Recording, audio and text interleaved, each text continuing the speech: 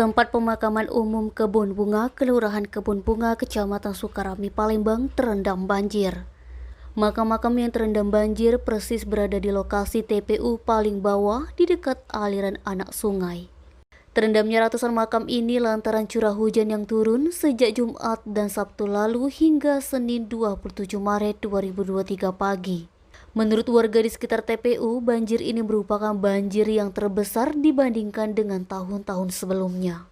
Umar menjelaskan banjir setinggi hampir 50 cm terjadi pada Sabtu 25 Maret 2023 sore, ditambah dengan air yang pasang dari anak sungai.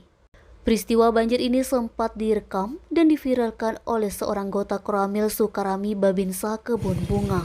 Dalam videonya, personil TNI AD tersebut meminta perhatian pemerintah Kota Palembang, khususnya pemerintah setempat, untuk bisa mencarikan solusi banjir.